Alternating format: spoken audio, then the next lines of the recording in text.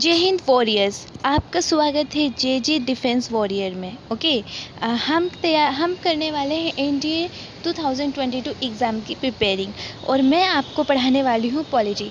तो बट उससे पहले मैं आपसे बस इतनी सी एक रिक्वेस्ट होगी मेरी कि मतलब आप सबसे एक रिक्वेस्ट है, क्योंकि अगर आप लोग मेहनत नहीं करोगे, अच्छे से स्टडी नहीं करोगे तो आप लोग आगे कैसे बढ़ोगे। ठीक है, तो आपको बस मेरा एक छोटा सा काम करना है और ये आज से नहीं अभी से आपको बस अपनी पढ़ाई, लगन, मेहनत, हार्ड वर्क, स्ट्रगल यही करना है और आपको क्या करना है, अपना एनडीए एग्ज़ाम क्लियर करना है। ओके, और इसमें आपको सेल्फ मोटिवेट होना है और इस सेल्फ मोटिवेट के साथ तो हम एक स्टार्ट करते हैं एक छोटे से प्यारे से थॉट्स के साथ। ये तो आपने सुना ही होगा, ठीक है, सभी सुनते हैं इतनी सी बात।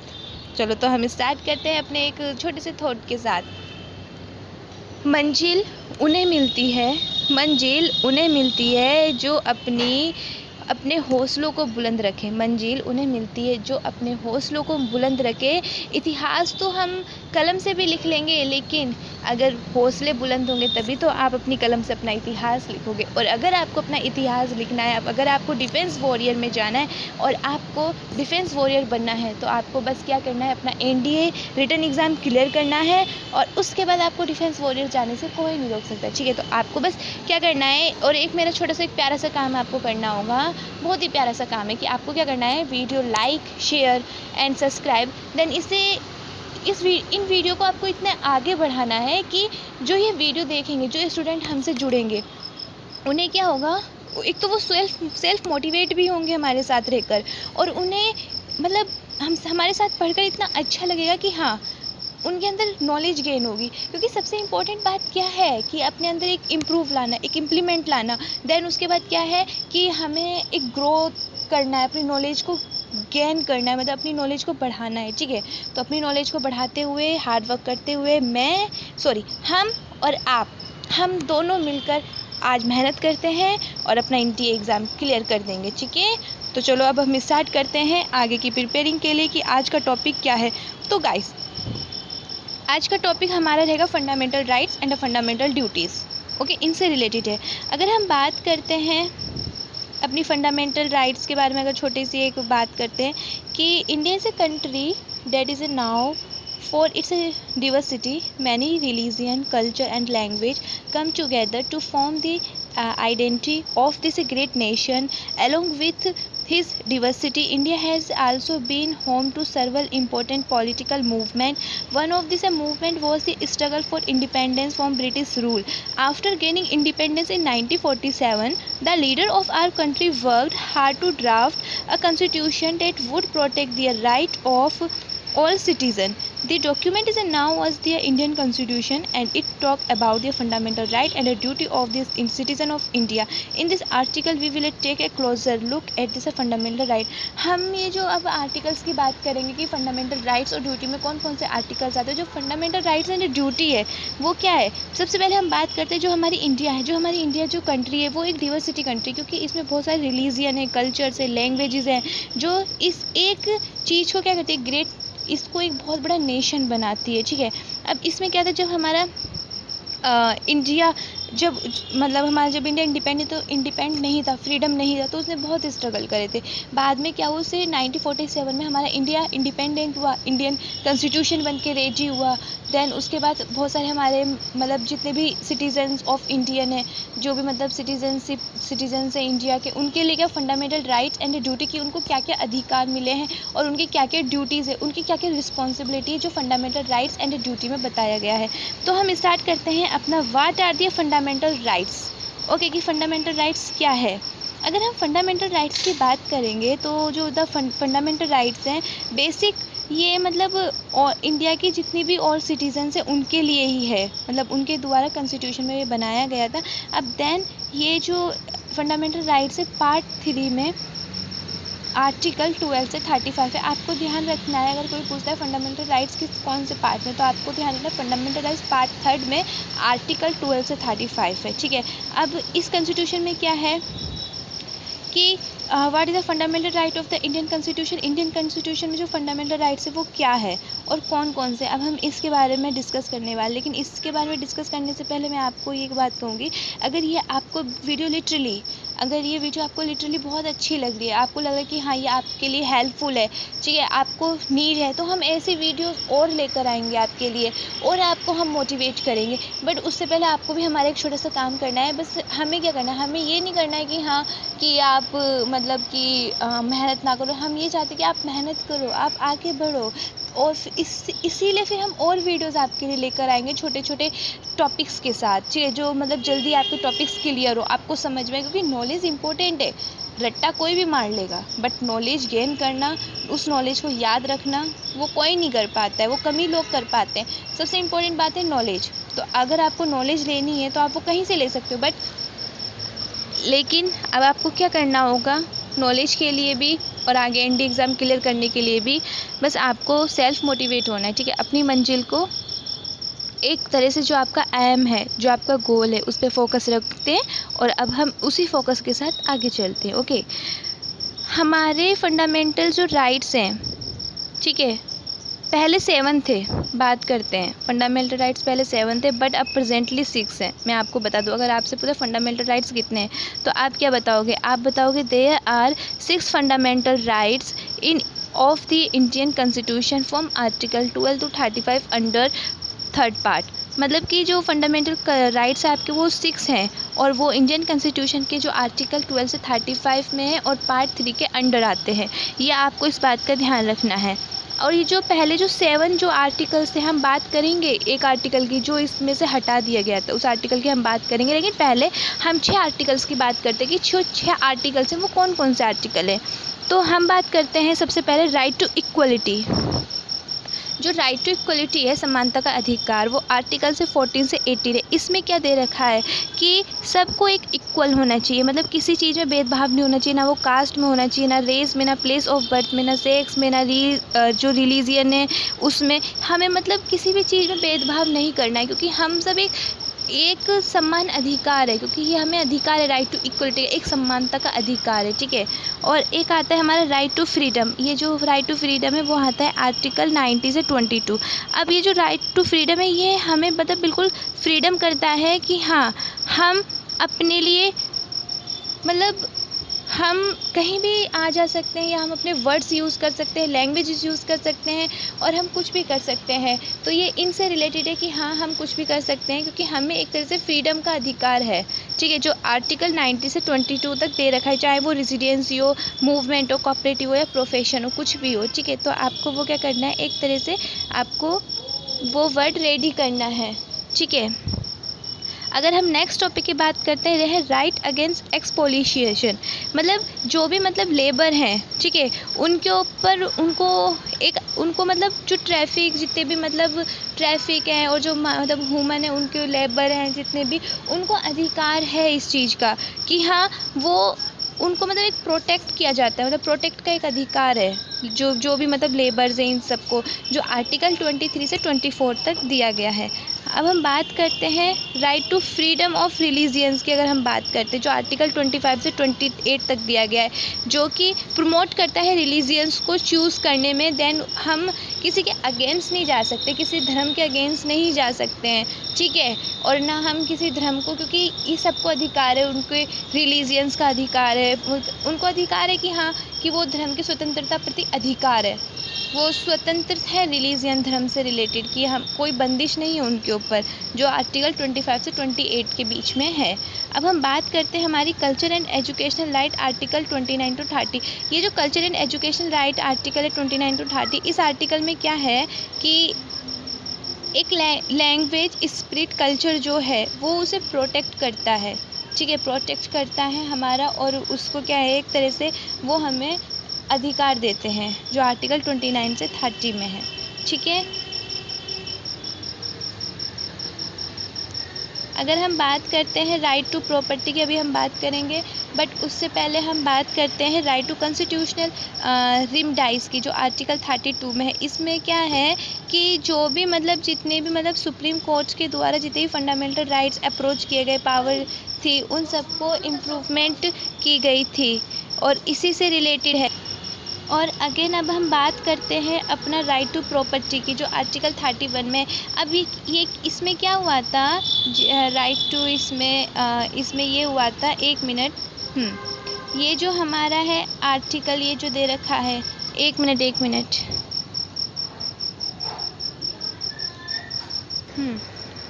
तो हम बात कर रहे थे हमारा राइट टू प्रॉपर्टी की, ठीक है। लेकिन क्या हुआ था, जब हमारे मतलब आर्टिकल जब पहले 7 थे फिर 6 हो गए। 6 इसीलिए हो गए थे क्योंकि ये जो राइट टू प्रॉपर्टी का राइट टू प्रॉपर्टी का ये जो अधिकार दिया था हमें राइट टू प्रॉपर्टी का, इसमें क्या था कि इसमें एक तरह से ये जो आर्टिकल 31 में है, इसमें ये हुआ था कि हमारा जो 44 कॉन्स्टिट्यूशन है, 44 कॉन्स्टिट्यूशन एक्ट 1978 की अगर हम बात करते हैं, इस एक्ट में क्या हुआ था कि उस टाइम जो प्राइम मिनिस्टर थे पहले मोरारजी देसाई, जो मतलब इस टाइम इसके जो प्राइम मिनिस्टर थे, जब 44 कॉन्स्टिट्यूशन एक्ट 1978 चल रहा था, इसमें क्या होता, आर्टिकल जो 300A है, ठीक है, इसके अकॉर्डिंग जो राइट टू प्रॉपर्टी है, इसे जो हमारा प्रॉपर्टी का अधिकार है, इसे हटा दिया गया था। ये बिल्कुल हट चुका था, ठीक है, ये आपको ध्यान देना है कि ये हट चुका था,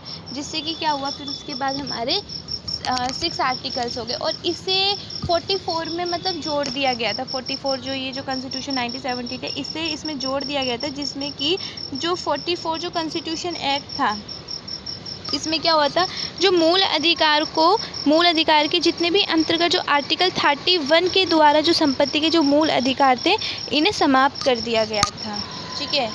और अगर हम बात करते हैं हमारे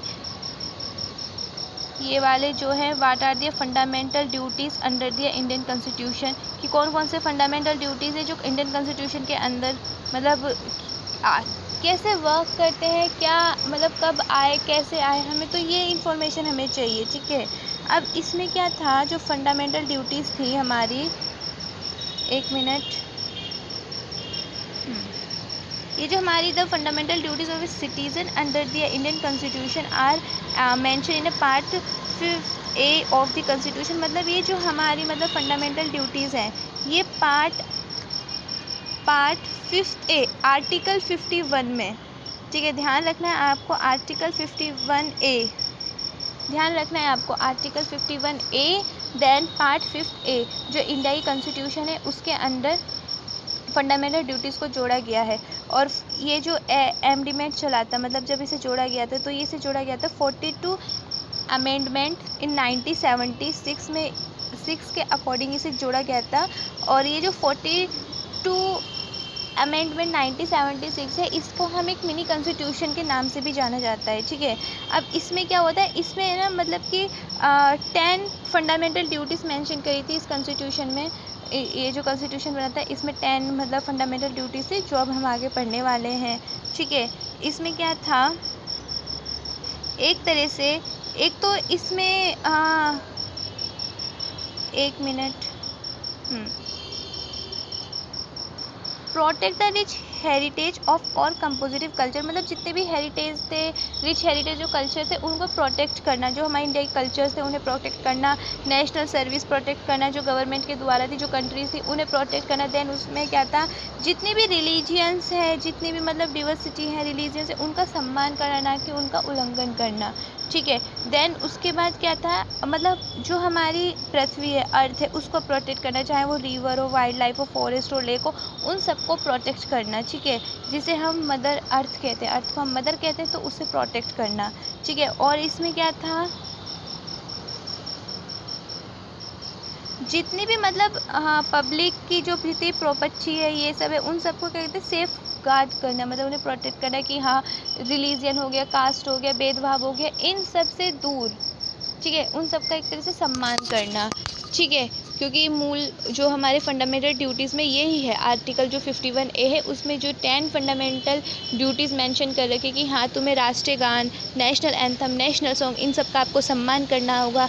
आप जितने मतलब हमसे जितने बुज़ुर्ग हैं, देन हमारे जो आर्मी ऑफिसर हैं, देन हमारे जितने भी डिफेंस वो ऑफिसर्स हैं, उन सबको सम्मान करना, ठीक है, उनको रिस्पेक्ट देना। और जितने भी हमारे मतलब अर्थ में जितने भी रिवर्स, वाइल्ड लाइफ, फॉरेस्ट, ये सब है, इन सबको क्या कहते हैं, एक तरह से प्रोटेक्ट करना।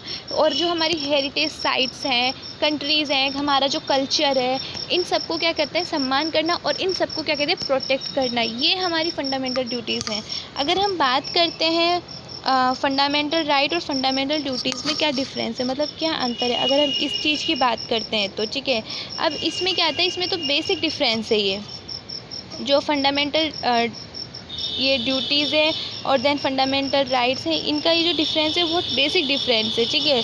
अब इसमें क्या है, जो फंडामेंटल राइट्स हैं, हमने फंडामेंटल राइट बात करते हैं कि पार्ट 3 के इंडियन कॉन्स्टिट्यूशन में आर्टिकल 12 to 35 है, जो कि जो पॉलिटिक राइट्स जो सिटीजन से उन्हें करता है। और जो फंडामेंटल ड्यूटीज़ है, हमें पता है वो आर्टिकल 51A पार्ट 5A में जो कॉन्स्टिट्यूशन है उसके अकॉर्डिंग इसे मेंशन किया गया है, ठीक है। अगर हम फंडामेंटल राइट्स की बात करते हैं तो fundamental rights are enforceable by the court. मतलब जो फंडामेंटल राइट्स है वो मतलब कोर्ट के द्वारा इनफोर्सेबल मतलब है, और जो फंडामेंटल ड्यूटीज़ है वो कोर्ट के द्वारा इन्फोर्सेबल नहीं है। और जो fundamental duties are a recent addition to the constitution, मतलब फंडामेंटल ड्यूटीज़ है वो रिसेंट मतलब एडिशन की जा सकती है कॉन्स्टिट्यूशन में, लेकिन जो फंडामेंटल राइट्स है हैव बीन देयर सिंस, एक मिनट, इंस्पेक्शन, ठीक है। The fundamental duties are not absolute and can be limited by reasonable restriction, whereas the fundamental rights are absolute and cannot be abridged or taken away by any law। कहने का मतलब ये है कि जो भी हमारी मतलब कि फंडामेंटल ड्यूटीज़ है वो प्रोवाइड करती है सिटीज़न ऑफ इंडिया को, ठीक है, ये क्लियर है। और लेकिन जो फंडामेंटल राइट्स हैं हमारे, जो फंडामेंटल राइट्स क्या कहते हैं, वो political and social in character, मतलब इनसे रिलेटेड है, क्योंकि fundamental right can not be violated, ठीक है। और जिस टाइम ये जो कॉन्स्टिट्यूशन में जो फंडामेंटल ड्यूटीज़ है, फंडामेंटल राइट्स हैं, क्योंकि फंडामेंटल राइट्स है जो वो जो हमें मूल अधिकार, ठीक है, मूल अधिकार हो गए, हमारे मौलिक अधिकार हो गए, जो हमें इंडियन कॉन्स्टिट्यूशन से मिले हुए हैं, इन सब में बहुत अंतर है। क्योंकि जो हमारी फंडामेंटल ड्यूटीज़ है वो हमें क्या सिखाती है, वो हमें सिखाती है रिस्पेक्ट करना, प्रोटेक्ट करना। और जो फंडामेंटल राइट्स है वो हमें किसी चीज़ का अधिकार, कि हाँ हमें इस चीज़ का अधिकार है। जैसे हमने 6 फंडामेंटल राइट्स पढ़े थे, ऐसे ही फंडामेंटल ड्यूटीज़ में क्या है, हमें वो ड्यूटीज़ हमें मिली हुई हैं, वो जो हमें करना है, जिसको हम, क्योंकि अगर हम सिटीज़न हैं, इंडिया के सिटीज़न हैं, और वो ड्यूटीज़ जो हमें मिली हैं, ठीक है, जैसे मान के चलो हमने बात करी थी कि हमें प्रोटेक्ट करना है, प्रोटेक्ट हो गया, और जितनी भी हेरिटेज साइट है, कल्चर है, इन ये सब है, उन सबको इधर प्रोटेक्ट करना है, जो फंडामेंटल 10 ड्यूटीज़ है।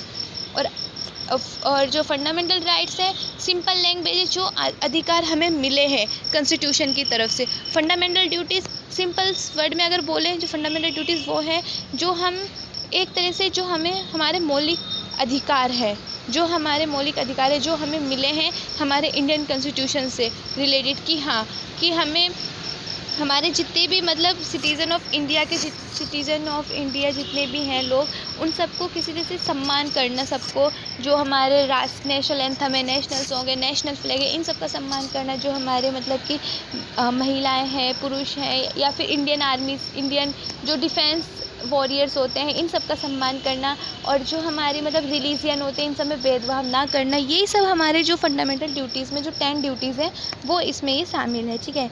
अगर हम बात करते हैं ये जो फंडामेंटल राइट्स के कंक्लूज़न की, जो हमारा जो निष्कर्ष निकलता है फंडामेंटल राइट का, और जो फंडामेंटल राइट्स हैं मतलब वो बिल्कुल जो इंडियन सिटीजन्स हैं उनके लिए बिल्कुल मतलब राइट्स है, क्योंकि फंडामेंटल राइट्स अगर नहीं होते तो हमें किसी चीज़ का अधिकार नहीं मिलता। आज हम अपने इंडिया में हैं तो हमें अधिकार है कि हाँ हम फ्रीडम है, हम इंडिपेंडेंट है, हम किसी के बंदिश में नहीं है, या ना कोई हमारे ऊपर बैन कोई कर सकता है, ठीक है, क्योंकि हम फ्रीडम है, क्योंकि हमें फ्रीडम होने का अधिकार है। जैसे कि एग्जाम्पल में बात करते हैं राइट टू एजुकेशन की, अगर हम बात करते हैं राइट टू एजुकेशन की बात करते हैं, 86 अमेंडमेंट 2002, आपको ध्यान रखना राइट टू एजुकेशन। अगर राइट टू एजुकेशन नहीं होगा, अगर हमारे पास एजुकेशन का अधिकार नहीं होगा, तो हम कैसे एजुकेशन कर लें, क्योंकि हमें मिला है यार कि हमारे पास है वो राइट टू एजुकेशन का अधिकार, कि हाँ हमारे पास राइट टू एजुकेशन है, कि हाँ हमारे पास अधिकार है, हम बोल सकते हैं किसी को कि हमारे पास अधिकार है एजुकेशन का, जो हमारे इंडियन कॉन्स्टिट्यूशन से हमें मिला है।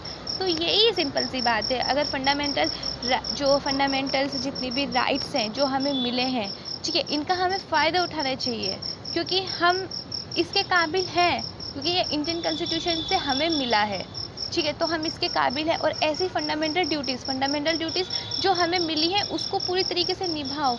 इंडियन कॉन्स्टिट्यूशन क्या है? इंडियन कॉन्स्टिट्यूशन जब बना था, जब मतलब इसकी फर्स्ट मीटिंग रखी गई थी, लास्ट में जाके जब ये बन के रेडी हुआ, तो उसमें क्या था कि हमें बहुत सारी चीज़ें सिखाई गई थी, बहुत सारी चीज़ें बताई गई थी, बहुत सारी चीज़ों को इम्प्रूव किया गया था, इम्प्लीमेंट किया गया था, ठीक है, तब जाके हमारे अंदर fundamental rights and fundamental duties आए।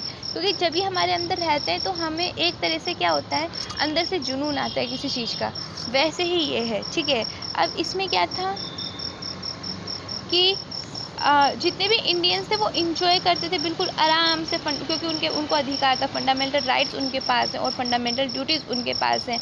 तो ये है कि एक तरह से प्रोटेक्ट है, इंडियन सिटीज़न ऑफ इंडिया का प्रोटेक्ट हो गया मान के चलो। और अगर जो हमें फंडामेंटल ड्यूटीज़ प्रोवाइड की गई हैं उनसे हमारी इंडिया का प्रोटेक्ट हो गया, सिटीज़न्स का प्रोटेक्ट हो गया, जो हमें पॉलिटिकल एंड जितने भी हमारे पास सोशल कल्चर है उन सबको प्रोटेक्ट हो गया। और वो सब क्या हो गया, एक तरह से हमारे पास क्या हो गया, उनका एक अधिकार हो गया हमारे पास, कि हाँ हमें अधिकार है इस काम को करने का। जैसे फॉर एग्जांपल में हमने बताया था राइट टू एजुकेशन हो गया, ठीक है, देन राइट टू फ्रीडम हो गया, एग्सेट्रा, ठीक है, ये सब क्या है, हमें एक अधिकार देते हैं, ठीक है। ये बहुत इंटरेस्टिंग चैप्टर था, fundamental right and fundamental duties. और इस चैप्टर को आप ना दोबारा एक बार रिवीजन कर लीजिएगा अच्छे से।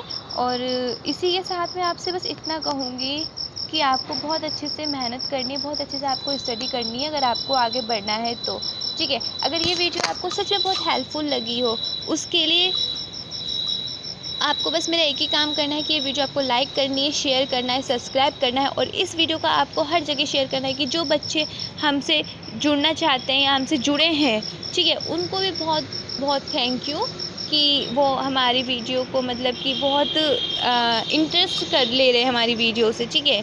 तो मतलब क्योंकि उनके अंदर नॉलेज गेन होगा, क्योंकि हमारा काम है कि एक तरह से एनडी एग्ज़ाम तो क्लियर करना ही करना है आपको, लेकिन उससे क्या करना है, आपको अपनी नॉलेज भी गेन करनी है, ठीक है, साथ साथ यही आपका काम है। अब इसी के साथ मैं आपसे बस इतना ही कहूँगी कि अच्छे से पढ़ाई करो, मेहनत करो, ठीक है। और फंडामेंटल जो ड्यूटीज़ हमने पढ़ी है, फंडामेंटल राइट्स पढ़ा है, आर्टिकल्स वगैरह जो भी पढ़े, इसको आपको बहुत ध्यान देने वाली चीज़ है, ठीक है। और हाँ, ये जो हमने 44 जो कॉन्स्टिट्यूशन की बात करी थी, ये जो अमेंडमेंट था 44 अमेंडमेंट 1976 का, इसमें आपको ध्यान रखना है जब ये एक्ट चला था तो उस टाइम जो प्राइम मिनिस्टर थे, ठीक है, इंडिया के, वो थे हमारे मोरारजी देसाई, ये आपको ध्यान रखना होगा, ठीक है। बस इतनी सी चीज़ आपको ये ध्यान रखनी होगी। और ये जितने भी मतलब जो फंडामेंटल राइट्स जो हमें अधिकार मिले हुए हैं, ये जितने भी अधिकार के आर्टिकल्स आप पढ़ लेना, ठीक है, अच्छे से। और इसी के साथ मैं आपसे सिर्फ इतने से कहूँगी, please like and subscribe and share this video, okay. तो अब आप अच्छे से पढ़ाई करो, मेहनत करो और आगे बढ़ो। और इसी के साथ मैं आपसे सिर्फ इतना ही कहूँगी, जय Hind, warriors and all the best of NDA exam. Bye bye.